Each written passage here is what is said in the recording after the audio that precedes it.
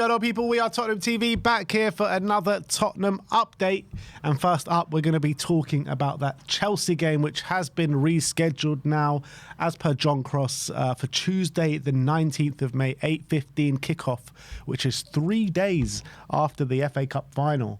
So what's better for us, Chelsea to win it or Man City to win it in terms of going for that hangover in that game? 3 days after is quite significant, though. Definitely gives us a little bit of advantage because we're going to have a longer break between games. Well, actually, when are we playing on that weekend?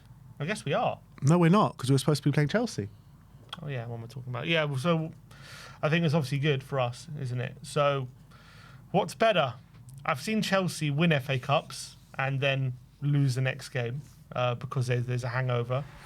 It's been a long time since Chelsea won the FA Cup, though. Yeah, it's true. I remember them playing Arsenal. They won the league. They had a massive hangover. They lost the FA Cup final. I reckon when winning it, it's probably better for us because I think it really takes their mind off the Spurs game. Then again, if they do win it, does that let them get a bit of momentum because they've been so down in the dumps, haven't they, over the last few months due to Rossini? If they win that game, all of a sudden the confidence is high and they can take that into the Spurs game. Yeah.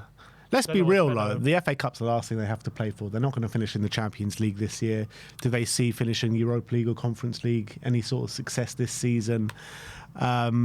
If they do win that game, surely they're in party mode.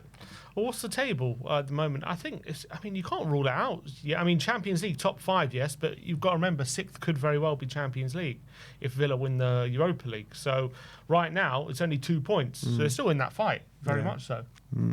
So I don't think they're gonna be on the beach if they believe that 6th could be that last spot. And also the chance to relegate Spurs as well. Exactly. Their fans are going to be bang up for that. Battle of the Bridge, they had nothing to play for that game. Yeah, it's true. They were 10th in the league, had an awful season, literally nothing. They've actually got more to play for this time than that. Yeah, and they upped their game. So but it's a bit of a difference, like to send Spurs down and to stop Spurs winning the league. You know what I mean? Yeah. Different incentives there. Probably. No, I think like for them to see Spurs winning the league would just be like would be like a nightmare. For them to send Spurs down is just something funny for them. True. Yeah, you're probably right about that. But I think playing on that Tuesday, it's good because they could have scheduled it for the Wednesday. But yeah, I'm not sure why they didn't schedule it for the Wednesday. It's a bit strange, isn't it? Yeah, I can't put a finger on it. Why they would have not given the extra day. But it's good for us because obviously we got the weekend off, and then we play on the Tuesday night, and then we've got that day longer break if it was for the game at the weekend against Everton, which is 2 massive games for us. So maybe the Premier League schedulers are trying to do Spurs a favour here.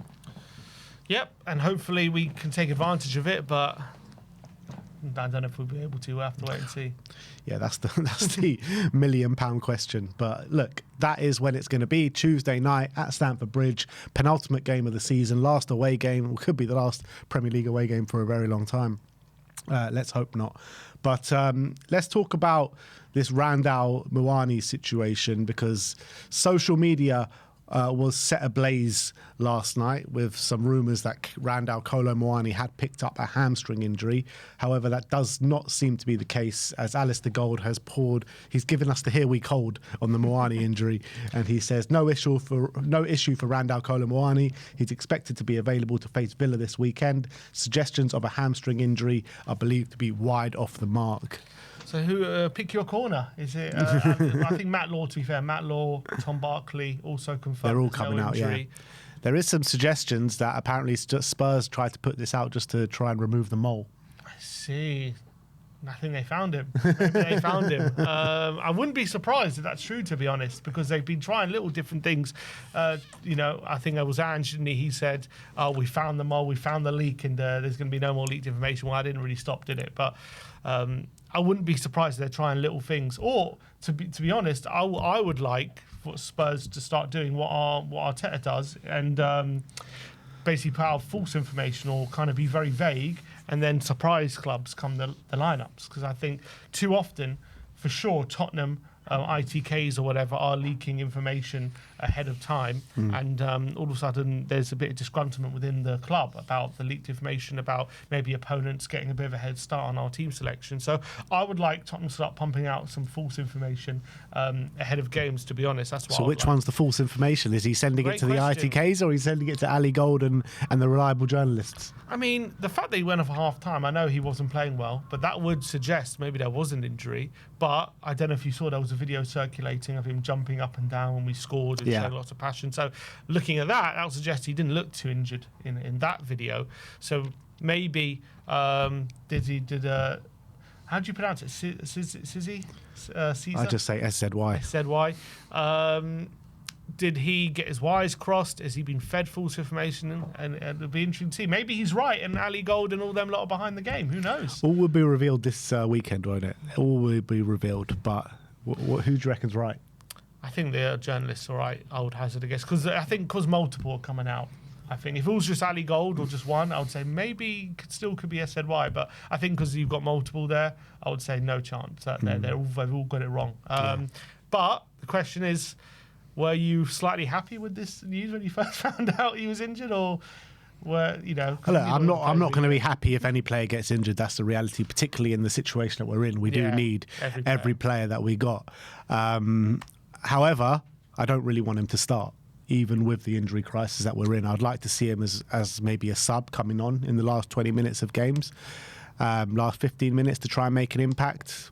Look, we've been through it, what my preferred lineup is and what my preferred selection would be. I'd like to go for our best pressers, our best set-piece threats. I don't think he's that. So, look, I'm not happy with Muani. I think he's been nothing short of a disaster since joining Spurs. So, I don't want him to be injured, but I just don't want him to be selected. Yeah. I think at the moment we just can't afford any injuries. And I know Muani's not everyone's favourite at the moment, and he has been a disaster. But the reality is, hearing that news that another player was injured for 3 weeks, and 3 weeks would pretty much rule him out until the final day, wouldn't it? So I was like, oh my God, he just doesn't let up. Even players we don't want to play are still getting injured. But it's also believable, though, as well, just because of Spurs. And also he went off half time, so you're thinking maybe there is something to it. But I think a bit of relief that at least we have not another injury, but we'll have to wait and see if there's truth to it. Let's talk about Mohammed Kudus now. There's been an interesting update on him from SZY, saying Mohammed Kudus has opted against undergoing surgery despite Tottenham advising him to do so. There are fears that the Ghanaian could be out for a very long time if he did undergo the surgery. Obviously, he wants to be fit for the World Cup.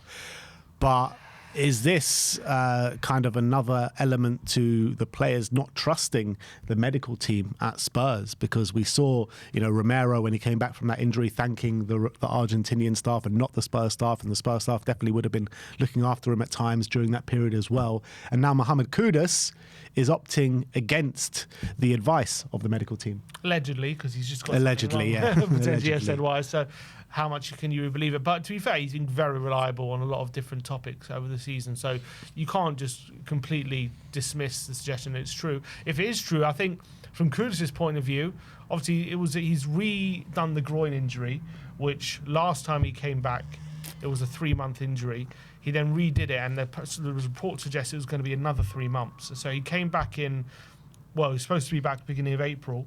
So what's 3 months from then? It's April, May, June, July. So, I mean, even July, that would he even be fit for the World Cup? Even if he didn't get surgery, if it's another 3-month injury. Now, if he wants to completely get rid of this problem and not risk it aggravating it even worse, or another 3-month injury coming back, I'm guessing the Spurs medical team is saying, look, you get surgery, you're going to be out for a bit longer, but you'll be fully clear of this problem. And he's wants every chance he can to be fit for that World Cup, so he's saying no. Obviously, I don't like it from a Tottenham point of view, and look, who knows if he's even going to be here next season, so in terms of that suggestion. But again, I don't think it's a case in this situation of the medical department suggesting something and he's saying no because he doesn't believe like it's best for him. He believes that's his best chance of getting to a World Cup. That's what I think. So I don't know if it's a case of not trusting the medical department, because I think the medical department are trying to do what's best for the long-term future of Tottenham, and he's trying to do what's best for him, in theory, trying to get to the World Cup. So I think that's probably, in terms of Romero, his situation, I think there was probably disagreements on how to disagreements on how to best get him back, and I think the Argentinian camp maybe had better solutions. But in this, I think it's slightly different, but doesn't look good for the medical department if there is a disagreement there. That's another one as well. Yeah, look, I think there definitely is a World Cup element to this decision, 100%. But we've seen this medical team. We've spoken about it so much, about the decision making, time and time again with different players, rushing players back. And Kudus was an example of that, of one of the players that were rushed back, and he redid the injuries. So I wouldn't put it past players just not trusting this medical team anymore. I've seen some suggestions saying I think the best thing to do is take the medical team's advice and do exactly the opposite. That's probably the best course of action. So I wouldn't be surprised if he's looking at it and think, I don't trust you guys, so I'm just going to do my own thing. We'll see how this impacts him long term. Yeah, we've already lost him for 6 months. Yeah, it's crazy. Mikey Moore has been nominated for Young Player of the Year in the SPL. Obviously, they're still going through the kind of championship playoffs. Still got 3 or 4 games left to play, and big games for Rangers. I think they've still got Hearts to play, which is going to be a proper crunch game. But yeah, got to give a massive big up to Mikey Moore. Found life really tough at the start at Rangers, knuckled down, change of manager did him the world of good, and now he's nominated for Young Player of the Year. Yeah, delighted for him, and I think it's been a brilliant loan spell for him. I think he's really learnt a lot. You can see how he's grown as the season's gone on, becoming out of the team to becoming a bit part player to becoming one of their main players. That evolution over the season has been really impressive, and to do it for a big club where there is a lot of expectation at Rangers, whatever you want to say about the SPL and the quality of the league, Rangers is a team and a club with lots of expectations. There's lots of attention on him, and you read Rangers fans' opinions of him. They think the world of him. They think he's the best winger in the league. They think he's what a talent. They would love to keep him on another loan spell. So it just goes to show the impact he's made. Delighted for him. Hopefully he comes back to Tottenham with even more confidence than he has, and with an opportunity to impress himself on the first team at Spurs, because I think we all know he's a really special player in there, and I'm delighted that he's had the development that he's kind of needed, because I felt last season, obviously he had opportunities, he did well, but he just wasn't quite ready to maybe be in the first team. But I think or regular player in the first team, let's say. And I think hopefully after his loan spell, he can now be a fixture in the team, I'm hoping. Yeah, I think last season at Spurs, you really saw it was the physicality that he just wasn't up to scratch with. When he played in the Europa League and the physicality was a bit less, you can see him really thriving in those games. But obviously when you come into the Premier League and the physicality is a whole different ball game, then he struggled in those kind of games. Now he's gone to the SPL for a season and played significant part of Rangers' season pretty much from start to finish. And it's quite a physical league, the SPL as well. I think it's going to do him the world of good. You also got to remember, by the way, which is quite interesting, that Mikey Moore spoke about it in a recent interview when he was at Tottenham. He had those heart issues, myocarditis, he said, which obviously was rumoured about at the time when he was obviously missing for like 3 months, didn't he? And there was a lot of rumours about probably they told him just to forget about football. Yeah, and Ange obviously didn't want to reveal what exactly was going on. He said it's a private thing. I remember there was a lot of rumours flying around, and so that must have been very difficult to deal with at the time as well. And he had, that was his coming through season pretty much, and he had to deal with that kind of issue coming up unexpectedly. So really great for him. That's behind him now. He's really growing as a footballer, and obviously we've all got a lot of hope for him. We've all got we're all excited about him being a Tottenham player, but he obviously has to develop at his own pace, and he seems to be doing that at a really good rate. Absolutely. So big up to Mikey Moore. Very much looking forward to seeing him back in a Spurs shirt next season.